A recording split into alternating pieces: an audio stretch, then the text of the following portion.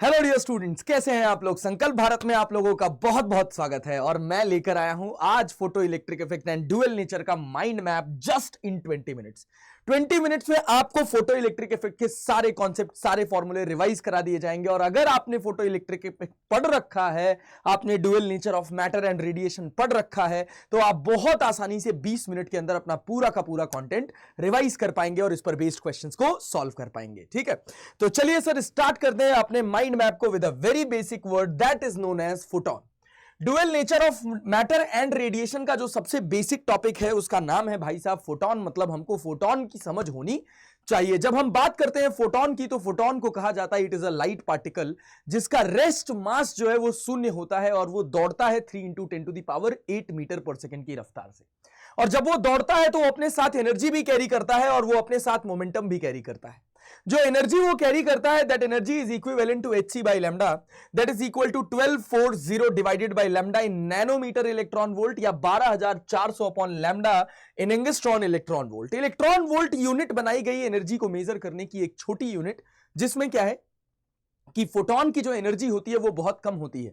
तो उस छोटी सी एनर्जी को मेजर करने के लिए हमको छोटी यूनिट्स चाहिए, तो हमने एनर्जी की एक छोटी यूनिट बनाई जिसका नाम रखा इलेक्ट्रॉन वोल्ट। ठीक है, तो ये आपको फॉर्मूले याद होने चाहिए। मोमेंटम ऑफ फोटोन की बात करें तो मोमेंटम ऑफ फोटोन होता है h बाई लैम्डा। ठीक है भाई, बहुत बढ़िया। चलिए सर आगे बढ़ते हैं। नेक्स्ट वन की जब ये फोटॉन्स गिरते हैं, मतलब ये अपने साथ एनर्जी लेकर दौड़ रहे हैं, तो एनर्जी गिरती है जिस सरफेस से ये फोटॉन्स टकराते हैं उस सरफेस के ऊपर।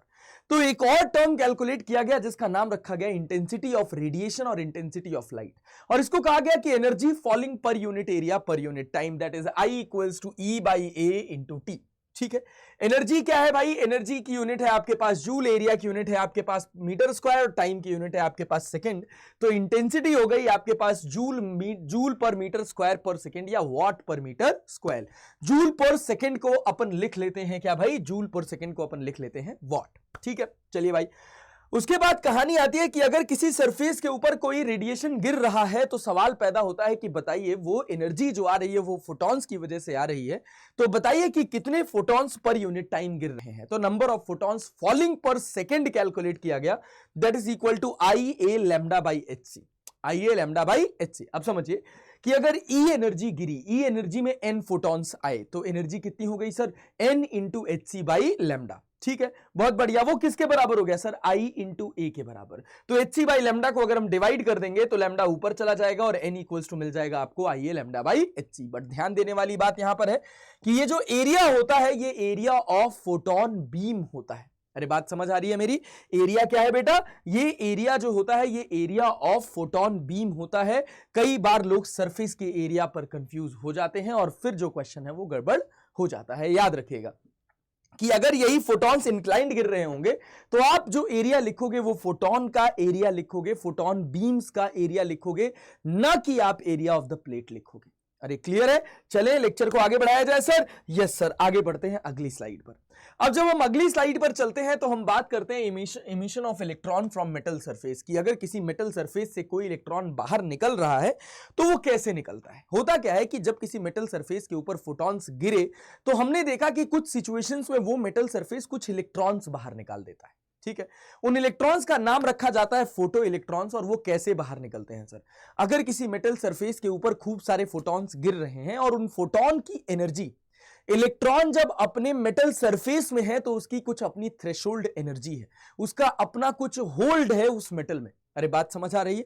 तो जब गिरने वाले फोटोन की एनर्जी उस इलेक्ट्रॉन के थ्रेशोल्ड एनर्जी से ज्यादा हो गई तो इलेक्ट्रॉन जो है वो सरफेस छोड़कर बाहर निकल गए। और इसी थ्रेशोल्ड एनर्जी का नाम रखा गया भाई साहब वर्क फंक्शन। और क्या कहा गया कि the minimum required energy to emit an electron from the metal surface is known as work function. That means if the photons are falling on a surface and energy of photon is less than the energy of work function of the metal, तो भाई किस metal से किसी भी तरह के electron का emission होने वाला नहीं है। क्या इस बात की क्लैरिटी है? मतलब अगर इलेक्ट्रॉन को इस सरफेस से निकालना है तो इसके ऊपर जो फोटॉन्स गिरने चाहिए उन फोटॉन्स की जो एनर्जी है वो इलेक्ट्रॉन के थ्रेशोल्ड एनर्जी से ज्यादा होनी चाहिए। इलेक्ट्रॉन की थ्रेशोल्ड एनर्जी कैलकुलेट करी जाती है बेटा जी कैसे? इलेक्ट्रॉन की थ्रेशोल्ड एनर्जी कैलकुलेट करी जाती है phi equals to hf naught. f naught is the frequency of electron in the metal surface. अरे क्लियर है? चलिए भाई बहुत बढ़िया.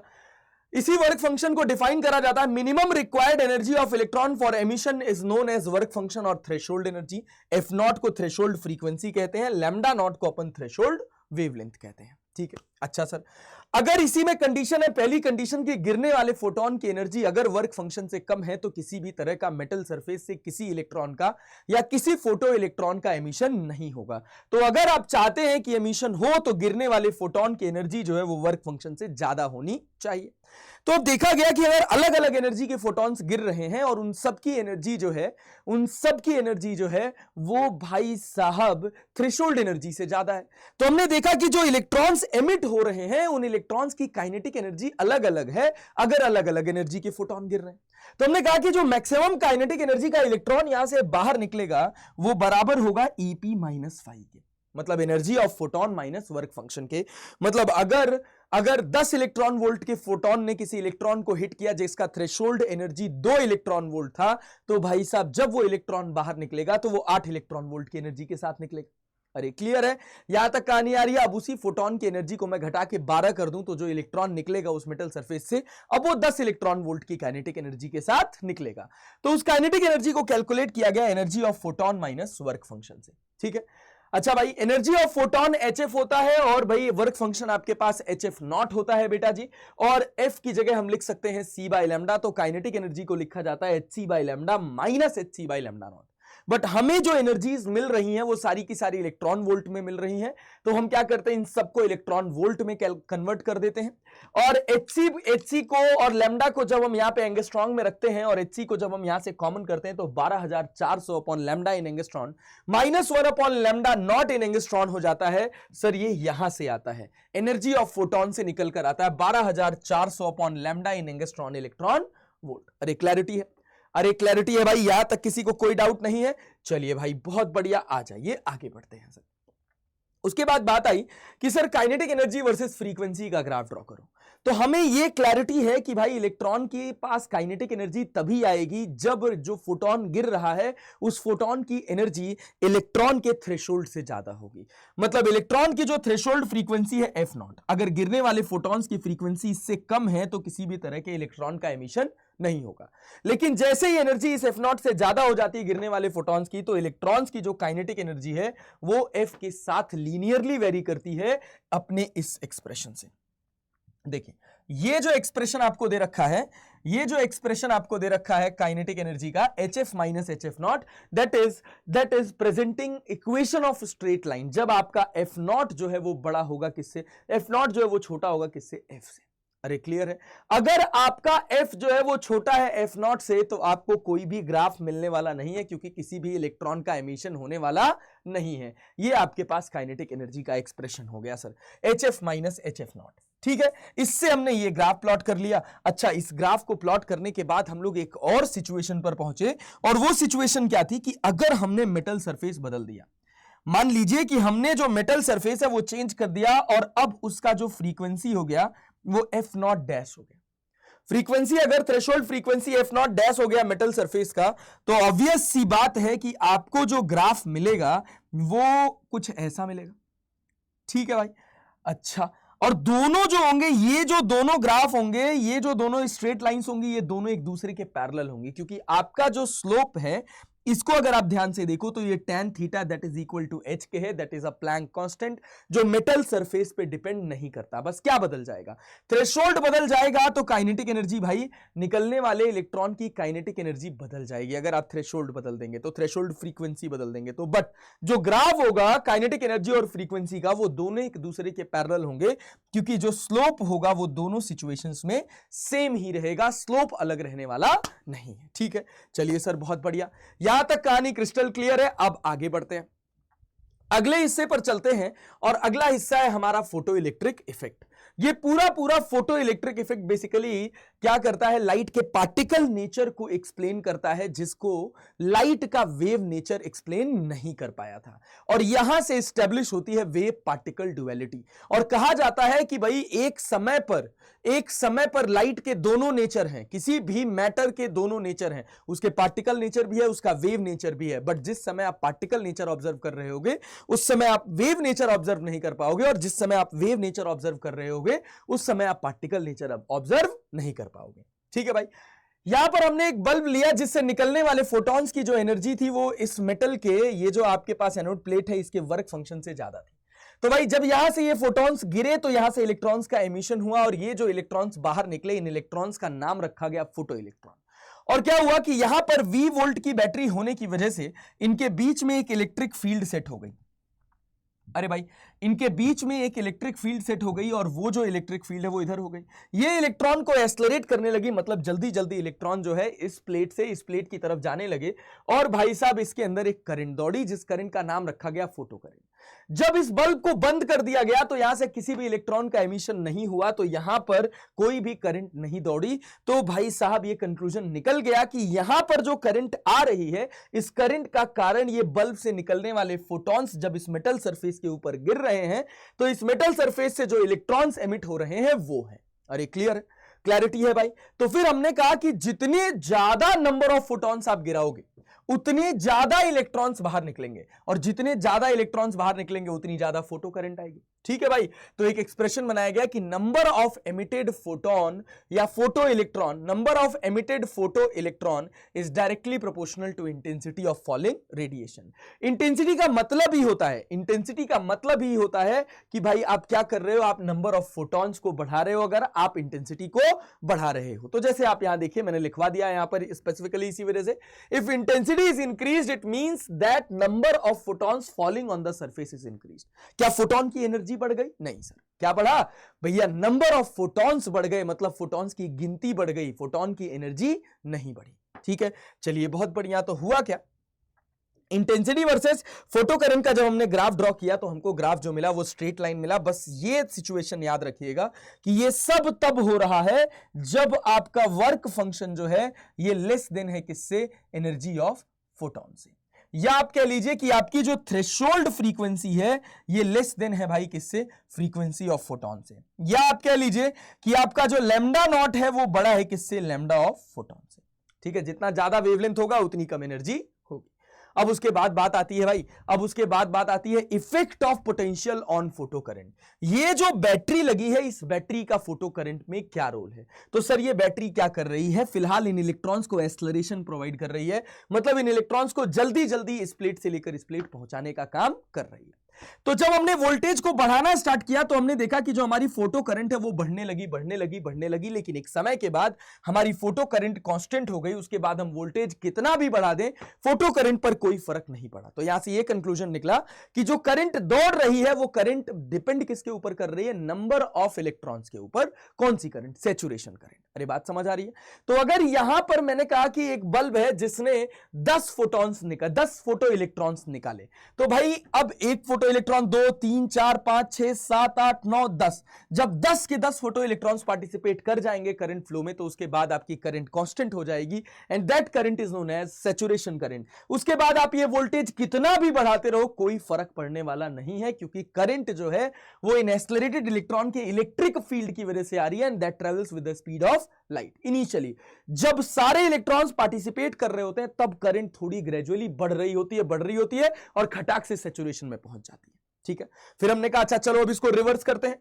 तो भाई इस प्रोसेस को रिवर्स करना स्टार्ट किया। सैचुरेशन वोल्टेज के बाद हमने वोल्टेज घटाना स्टार्ट किया, और भाई एक समय के बाद धीरे धीरे क्या हुआ, इसके अंदर करंट घटने लगी। एक समय ऐसा आया कि ये वोल्टेज 0 हो गया, फिर भी इसके अंदर जो करंट दौड़ रही है ये शून्य नहीं हुई। क्यों नहीं हुई? क्योंकि इलेक्ट्रॉन्स के पास इतनी काइनेटिक एनर्जी है कि अभी वो प्लेट 1 से लेकर प्लेट 2 तक पहुंच जा रहे हैं और एक करंट सेट कर दे रहे हैं। तो हमने ये सोचा कि अगर हमको इस करंट को 0 करना है तो हमको क्या करना पड़ेगा? तो सर हमको पोलैरिटी को रिवर्स करना पड़ेगा, हमारी इलेक्ट्रिक फील्ड की डायरेक्शन रिवर्स हो जाएगी, और अब वो क्या करेगी? जो बाहर निकलने वाले इलेक्ट्रॉन्स हैं, जिस काइनेटिक एनर्जी से बाहर निकल रहे हैं, इनको पोटेंशियल एनर्जी प्रोवाइड करेगी। और जब इस बैटरी से प्रोवाइडेड पोटेंशियल एनर्जी, इस बैटरी से जो इलेक्ट्रिक फील्ड इस डायरेक्शन में आ रही है, उस इलेक्ट्रिक फील्ड की वजह से जो एनर्जी ये इलेक्ट्रॉन्स एसोसिएट कर रहे हैं, जो पोटेंशियल एनर्जी ये इलेक्ट्रॉन्स एसोसिएट कर रहे हैं, अगर वो energy kinetic energy of electron के बराबर हो जाती है तो ये जो पूरा प्रोसेस है ये रुक जाएगा। ठीक है, जिस वोल्टेज पर यह प्रोसेस रुक जाता है उस वोल्टेज का नाम होता है बेटा जी स्टॉपिंग पोटेंशियल। अब ध्यान से देखो कि अगर हमने इंटेंसिटी को बदल दिया और फ्रीक्वेंसी को सेम रखा, इंटेंसिटी को बदल दिया और फ्रीक्वेंसी को सेम रखा, किसकी फ्रीक्वेंसी को? गिरने वाले फोटॉन्स की।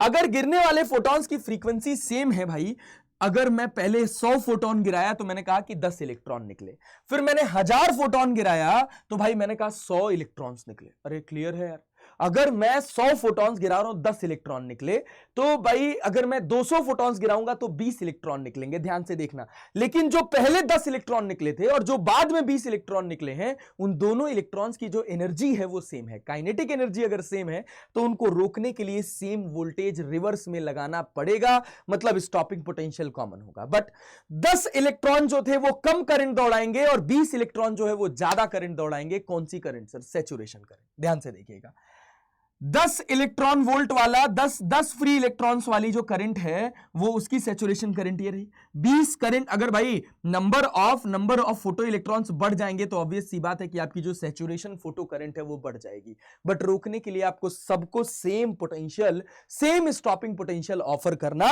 पड़ेगा। इस लेवल की क्लैरिटी आपके पास होनी चाहिए।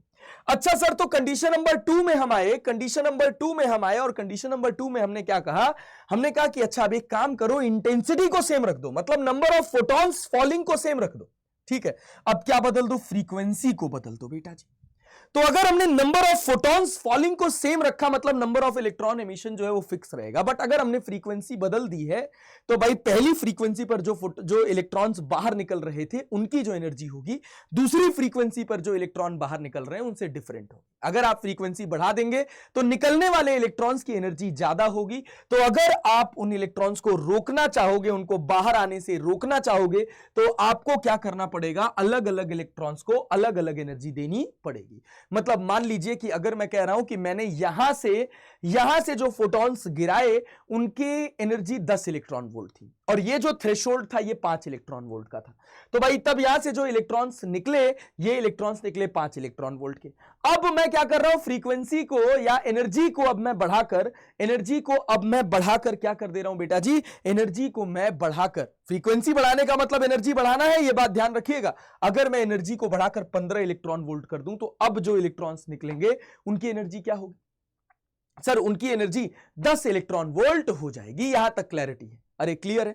अच्छा, क्या नंबर ऑफ इलेक्ट्रॉन्स पे फर्क पड़ेगा? नहीं पड़ेगा। क्यों? क्योंकि इंटेंसिटी सेम है। पहले 1000 फोटॉन्स गिर रहे थे तो अभी भी 1000 ही फोटॉन गिर रहे हैं। तो पहले 1000 फोटॉन से अगर 10 इलेक्ट्रॉन निकल रहे थे तो बाद वाले जो 1000 फोटॉन्स होंगे उससे भी 10 ही इलेक्ट्रॉन निकलेंगे। मतलब सैचुरेशन करंट जो है वो आपकी सेम रहने वाली है। देखिए, सैचुरेशन करंट आपकी सेम रहने वाली है, बट कंडीशन 1 में स्टॉपिंग पोटेंशियल अलग होगा, कंडीशन 2 में अलग होगा, कंडीशन 3 में अलग होगा। कंडीशन 1 वाले जो इलेक्ट्रॉन्स है इनकी फ्रीक्वेंसी कम है, इनकी एनर्जी कम है, तो इनको रोकने के लिए कम पोटेंशियल लगाना पड़ेगा। ठीक है। अच्छा, कंडीशन 2 में जो इलेक्ट्रॉन्स हैं उनकी फ्रीक्वेंसी कंडीशन 1 के कंपैरिजन, फोटॉन्स हैं उनकी फ्रीक्वेंसी कंडीशन 1 के कंपैरिजन में ज्यादा है, तो भाई उससे जो इलेक्ट्रॉन्स बाहर निकलेंगे उनकी एनर्जी थोड़ी ज्यादा होगी, तो उनको रोकने के लिए आपको अलग स्टॉपिंग पोटेंशियल देना पड़ेगा। थर्ड सिचुएशन में फ्रीक्वेंसी हमने और ज्यादा कर दी, तो अब हमको रोकने के लिए क्या करना पड़ेगा? जो फोटो इलेक्ट्रॉन्स बाहर निकले हैं उनको रोकने के लिए हमको और ज्यादा रिवर्स में एनर्जी देनी पड़ेगी, मतलब और ज्यादा स्टॉपिंग पोटेंशियल ऑफर करना पड़ेगा। यह है पूरा का पूरा आपके पास फोटो इलेक्ट्रिक इफेक्ट। इसके बाद कहानी आ जाती है बेटा जी, इसके बाद कहानी आ जाती है मैटर वेव्स की, और जैसे ही मैटर वेव की बात आती है तुरंत डी ब्रॉगली हमारे ख्याल में आ जाते हैं। और डी ब्रॉगली कहते हैं कि दुनिया में कोई भी मैटर है, अगर उस मैटर के पार्टिकल्स दौड़ रहे हैं तो वो अपने साथ अपना पार्टिकल नेचर और वेव नेचर दोनों एक साथ कैरी कर रहा है, और इस कॉन्सेप्ट को कहा गया वेव पार्टिकल डुअलिटी। ठीक है, तो लिखा यह गया कि भाई अगर कोई पार्टिकल है जिसका मास m है, जिसकी रफ्तार v है, अगर वो दौड़ रहा है तो वो जो वेव नेचर एसोसिएट कर रहा है, मतलब उस वेव की जो वेवलेंथ होगी वो h/mv के बराबर होगी। lambda is the wave characteristic, mv that is linear momentum is the particle characteristic and this is the relation between particle and wave. ठीक है, और यहां से एस्टैब्लिश होती है वेव पार्टिकल ड्युअलिटी और इसको कहा जाता है डी ब्रॉगलीज हाइपोथेसिस. ठीक है, चलिए भाई, और फिर डी ब्रॉगली कहते हैं कि lambda equals to h by m v होता है, तो एमवी की जगह हम under root of 2m into kinetic energy लिख सकते हैं, और काइनेटिक एनर्जी जो है वो चार्ज इंटू एक्सेलरेटेड पोटेंशियल के बराबर होती है, तो h by under root of 2m into q into v naught लिख दिया जाता है. अब अलग अलग पार्टिकल्स की अलग अलग वेवलेंथ होती है और इसका अलग अलग फॉर्मूला होता है जो आपको याद रहना चाहिए. इससे आप सवाल को बहुत आसानी से कर पाएंगे. जैसे अगर आपके पास वेवलेंथ ऑफ इलेक्ट्रॉन की बात करी जाए तो ये 12.27 अपॉन रूट वी एंगस्ट्रॉन हो जाता है. अच्छा सर, अगर वेवलेंथ ऑफ प्रोटॉन की बात करी जाए तो ये 0.286 divided by root v of angstrom हो जाता है. लैम्डा ऑफ अगर ड्यूट्रॉन की बात करी जाए तो 0.202 अपॉन रूट वी एंगस्ट्रॉन हो जाता है, और अल्फा पार्टिकल से निकलने वाले वेवलेंथ की बात करी जाए तो भाई 0.10 अपॉन रूट वी एंगस्ट्रॉन हो जाता है, where v is the accelerating potential of these different charge particles. ठीक है, ये हाइपोथेसिस थी. इस हाइपोथेसिस को वैलिडेट करने के लिए दो साइंटिस्ट आए, एक का नाम था डेविसन, एक का नाम था जर्मर. डेविसन एंड जर्मर ने ब्रैग्स लॉ का नाम सुना होगा आप लोगों ने एक्सरेज में. ठीक है, ब्रैग्स लॉ का एक थोड़ा सा हेल्प लिया और उसके बाद ब्रैग्स लॉ के बिहाफ पर उन्होंने एक एक्सपेरिमेंटल वेरिफिकेशन दिया जिससे ये साबित हो गया कि जो डी ब्रॉगली की हाइपोथेसिस है वो 100% सही है. इन्होंने क्या किया, एक इलेक्ट्रॉन गन लिया, इस इलेक्ट्रॉन गन से इलेक्ट्रॉन बीम को यहां पर गिराया और इधर एक इलेक्ट्रॉन डिटेक्टर लगा हुआ था. ये इलेक्ट्रॉन डिटेक्टर ने इस इलेक्ट्रॉन को रीड किया. ठीक है भाई, ये अपने पास पार्टिकल्स की लेयर थी, ये जनरली निकल के होते हैं सर, निकल के होते हैं, सोडियम के होते हैं. तो जब ये निकल प्लेट हमने रखी, इसके ऊपर गिरे, ये इलेक्ट्रॉन्स गिरे और यहां बाहर गए, तो हमने देखा कि ये जो इलेक्ट्रॉन बीम डिटेक्ट हो रही है, इस इलेक्ट्रॉन बीम की जो वेवलेंथ है ये 1.65 एंगस्ट्रॉन है. कैसे कैलकुलेट करा सर? ब्रैग्स लॉ से कैलकुलेट किया. 2d sin theta equals to 1 lambda. d is the spacing between the layers of the molecules of this particular material. ठीक है सर, और ये थीटा जो है, ये जिस एंगल पर, ये इस लेयर से जिस एंगल पर फोटॉन्स गिर रहे हैं, फोटो इलेक्ट्रॉन्स गिर रहे हैं, ये एमिटेड इलेक्ट्रॉन्स गिर रहे हैं, ये वो एंगल है. अरे क्लियर है भाई? अगर ये एंगल 65 डिग्री रखा गया, डी की वैल्यू 0.97 एंगस्ट्रॉन रखी गई, तो जो भाई हमको वेवलेंथ मिला वो 1.65 एंगस्ट्रॉन मिला 54 वोल्ट के एक्सेलरेशन से. तो जब हमने डी ब्रॉगली की हाइपोथेसिस से कैलकुलेट करा तो हमको ये 1.67 एंगस्ट्रॉन मिला. अरे क्लियर है कि मतलब अगर हम वोल्टेज कितना रख दें, 54 वोल्ट रख दें, तो जो वेवलेंथ ऑफ इलेक्ट्रॉन एमिट होनी चाहिए हाइपोथेटिकली वो 1.67 एंगस्ट्रॉन की होनी चाहिए, और प्रैक्टिकली जो हुई वो 1.65 एंगस्ट्रॉन की हो गई. तो नियरली सेम मिला. तो डेविसन एंड जर्मर ने कह दिया कि भैया ये जो डी ब्रॉगली की हाइपोथेसिस है ये 100% करेक्ट है. और यहां खत्म होता है आपका पूरा का पूरा 20 minute short of dual nature of matter and radiation. धन्यवाद, मन लगाकर पढ़ते रहिए, कंटेंट को रिवाइज करते रहिए. मिलते हैं अब आपसे अगले 20 मिनट शॉर्ट में, and that is of atoms.